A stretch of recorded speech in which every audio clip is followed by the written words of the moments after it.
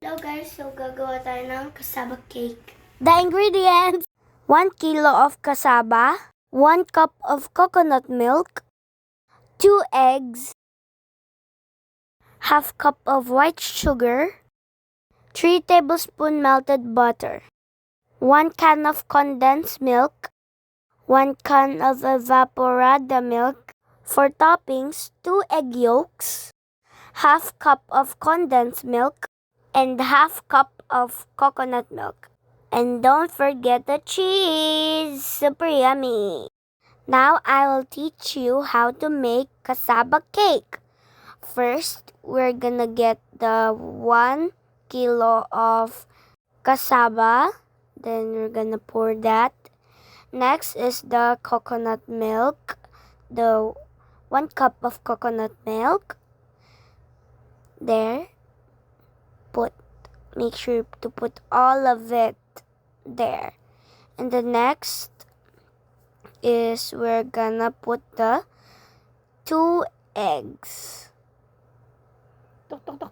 Tok, tok, tok, tok, tok, tok. Dogs! Sumabog ang egg. Okay, the other one egg. Tok, tok. Pyong. Ako sound effect. Okay. Next. Next is the... Okay, what's next? Okay, the 1 cup of sugar. Oh, Wow. actually, it's not 1 cup. It's half cup only. Oh, half cup. Correction, half cup po pala yan. Sorry guys. 1 half cup of white sugar. white sugar and 3 tablespoons of melted butter. Okay, pour it Okay, nicely. and And then the evaporated evaporated and the condensed milk. Evaporation. Pinagsabay na po ni Aling Maliit ang paglalagay ng ating gatas. Yes, Yan. because you know that Yan. we cannot wait for a long time. So, kailangan daw sa idin para wala Yes. masayang na sandali. Charot. Yeah. Oh.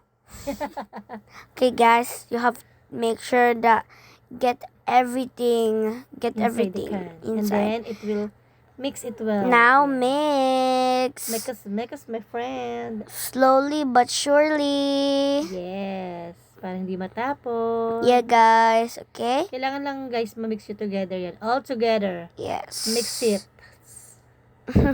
Then just mix. Paano yung tulog ng mix? May pa sounds effect. Original sounds po yan. Ayan, na-melt na natin ng maayos. So, dapat ganyan na po ang maging consistency niya. Maganda naman sounds effect po. Done. na. Okay, now we're gonna put a little melted butter over the yung Pan. paglalagyan natin ng I forgot. Ng ating kasama. Yes, and Ayan. then now we're gonna Pour it. pour the cassava mixture. Paano sounds effect?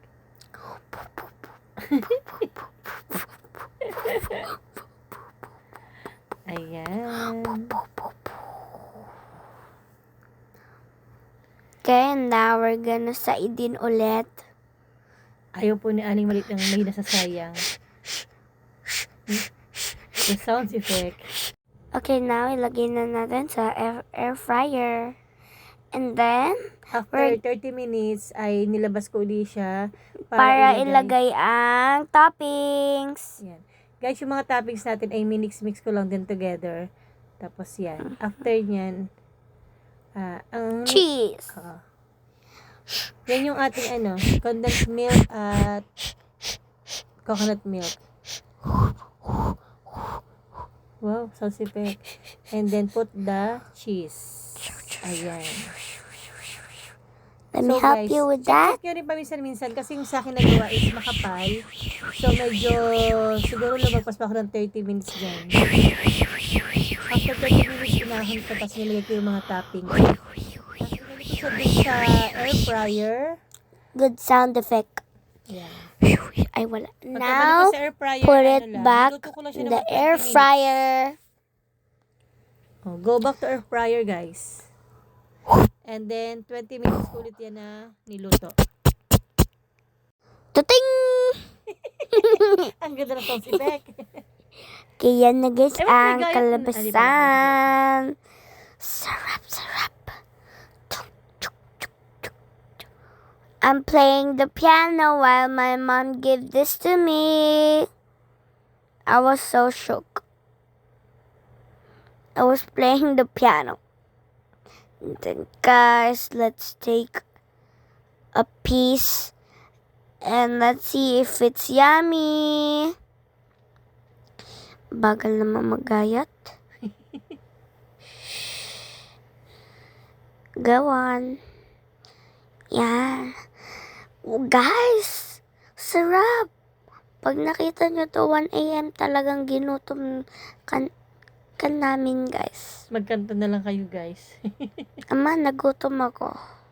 Tikman natin. Guys, taste test ang ginawa kong cassava cake. Super lambot, guys.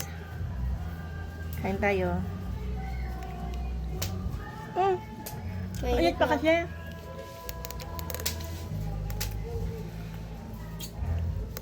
Nakamit pa siya, sobrang init pa.